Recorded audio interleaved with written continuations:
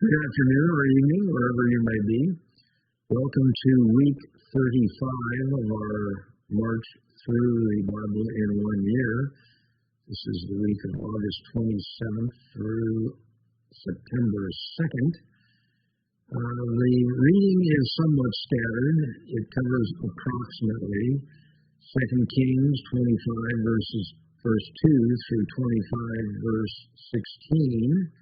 It covers 2 Chronicles chapter 36, verses 17 through 21. It covers Jeremiah 37, verses 3 through 52, through chapter 52, and it covers Ezekiel chapter 33, verse 29 through chapter 39, verse 29. So where we are is, you may recall, I hope, that the siege of Jerusalem began in the last reading we had, and that siege was the start of that siege was reported to Ezekiel in Babylon by the Lord, miraculously, obviously, at the start of the event. And now the city of Jerusalem, Judah, is under siege. Now remember, Zedekiah is the king of Judah, and Jeremiah, we're hearing from both Jeremiah and Ezekiel. Jeremiah is in Jerusalem, and he is telling Zedekiah and others within the city, now that they're under siege, that this is going to end badly. And Zedekiah and the people do not wish to hear that. For example, in Jeremiah 37, verse 7, Pharaoh's army is badmouthed, if you will, by Jeremiah, in which he basically says, this isn't going to work out, and I'll read that brief passage for you. This is what Jeremiah said to Ezekiel. Pharaoh's army, which has marched out to support you, will go back to its own land, to Egypt. Then the Babylonians will return and attack this city. They will capture it and burn it down. Now you can appreciate that the leaders of the city and the nation probably were not too supportive of that kind of discussion. And in fact, it says in chapter 37, verse 14, they were angry with Jeremiah and had him beaten and imprisoned in the house of Jonathan the secretary, which they had made into a prison. Now what's interesting is that it appears that Jeremiah, although confined, sort of in house arrest, but not in his own home, that Zedekiah, although he hated the message that Jeremiah was bringing, that in fact he recognized that Jeremiah was speaking for the Lord, because it says that he continued to provide food from the city, even though the city was under siege and moving toward the point of starvation.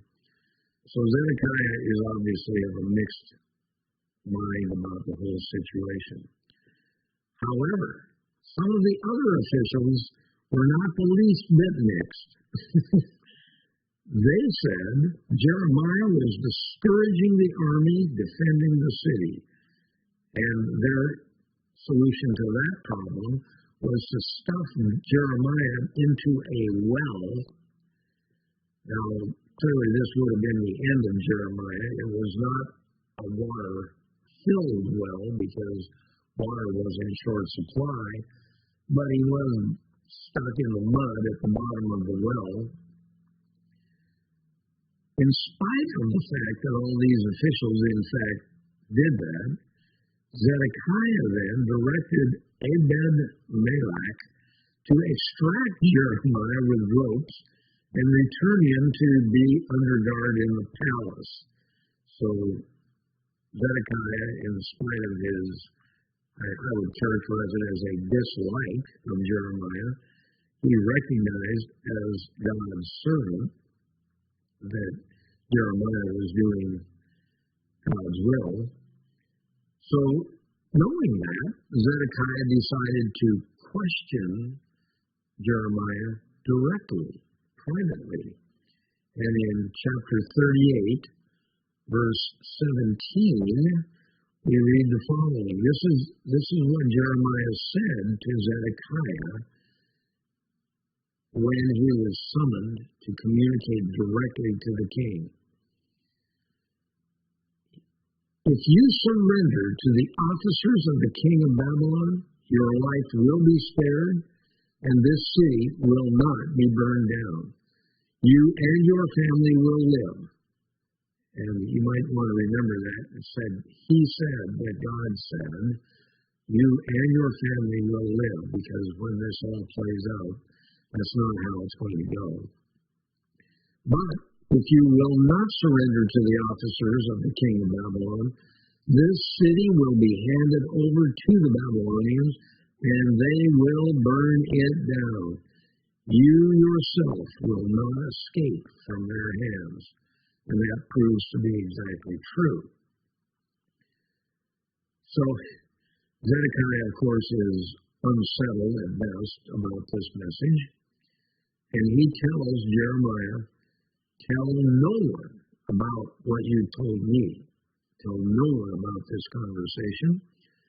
And it appears that Jeremiah complied with that order, because others came to him and Zedekiah had told Jeremiah what to say, and Jeremiah did that. So he did not, in fact, tell others the actual message that he gave to Zedekiah in the, what I would call a private interview. So finally, in 586 BC, the wall of Jerusalem was penetrated by Nebuchadnezzar's forces. King Zedekiah fled. He was captured at Riblah, which is not very far from Jerusalem. And it says he was brought to Nebuchadnezzar. I'm not sure if that's technically correct. He may have been brought to Nebuzaradan, the commander-in-chief for the assault on Jerusalem, who was obviously Nebuchadnezzar's representative. So I don't know if Nebuchadnezzar actually made a trip to Jerusalem to watch the assault, but one way or the other, he was basically put before the king or his representative.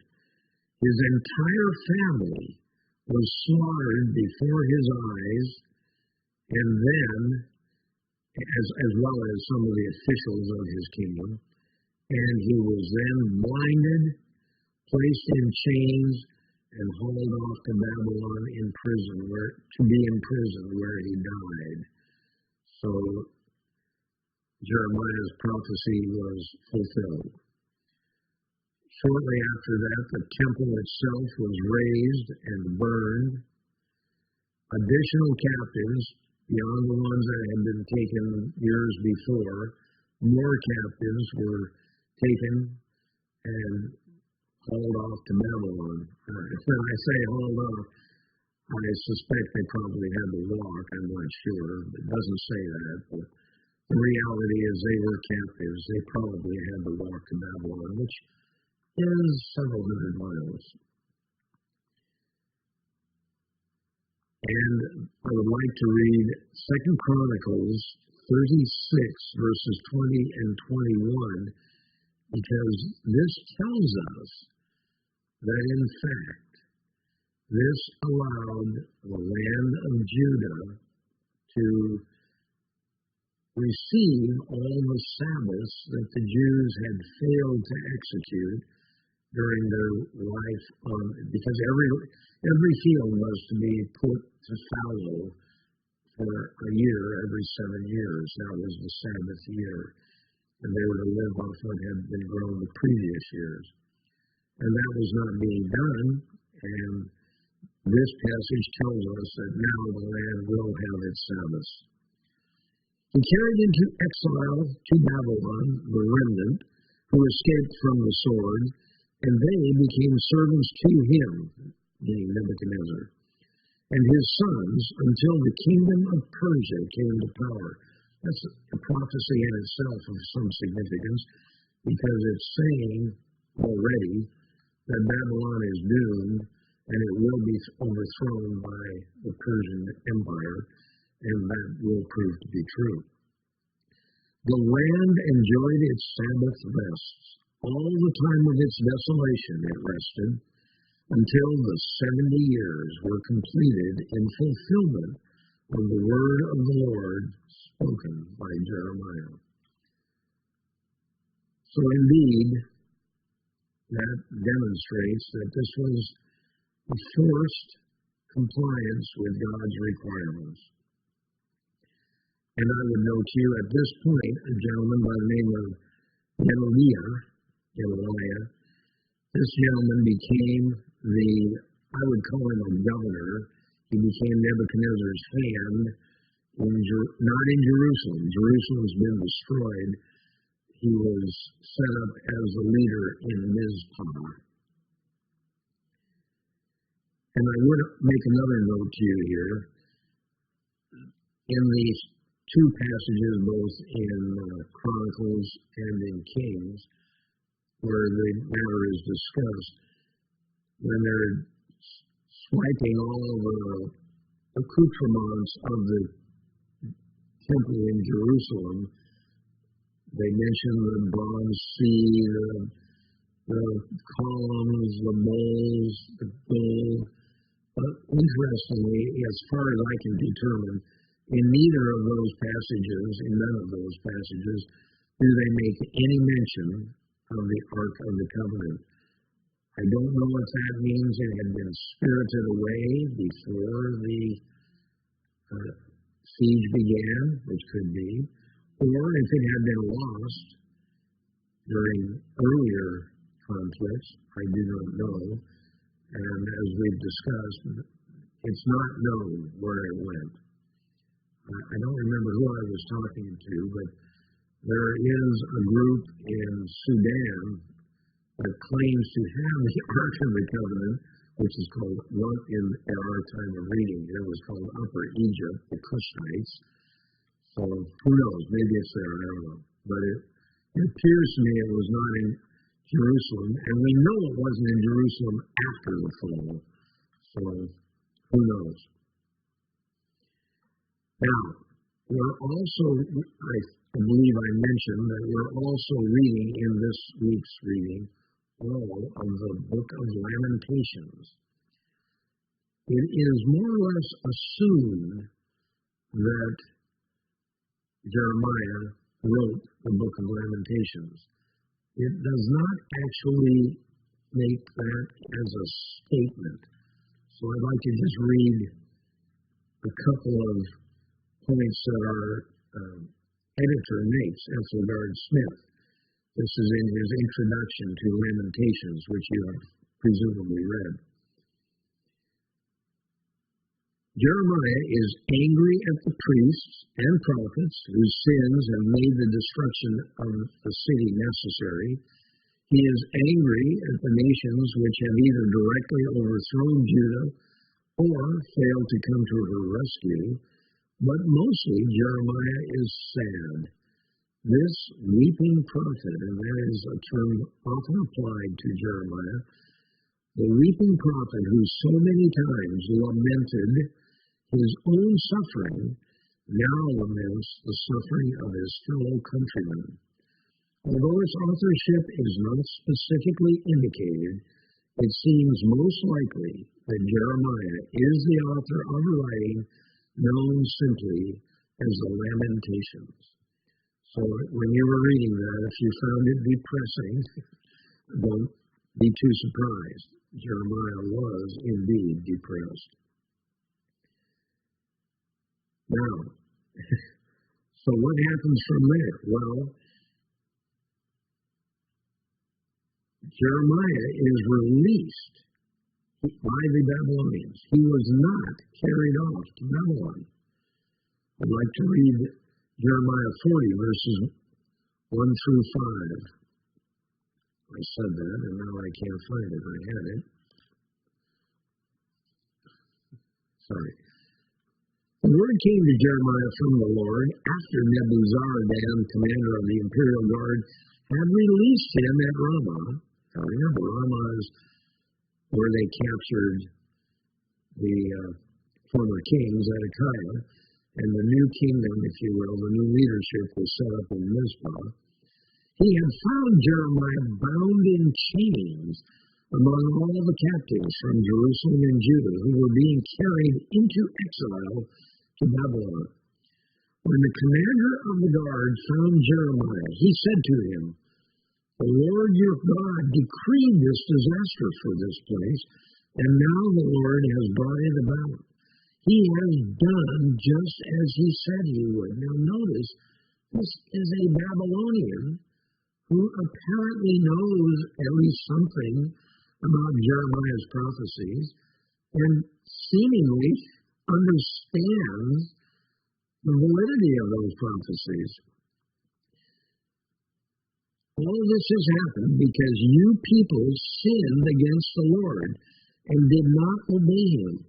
But today I am freeing you from the chains on your wrists.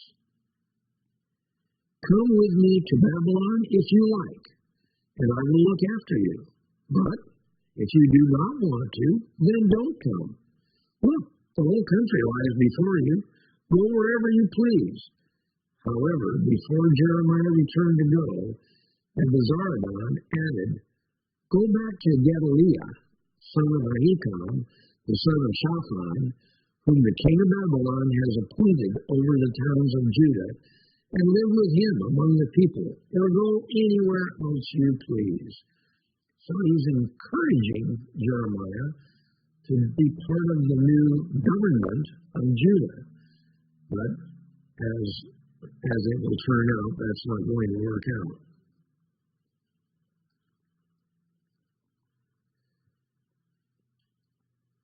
So what happens at that point?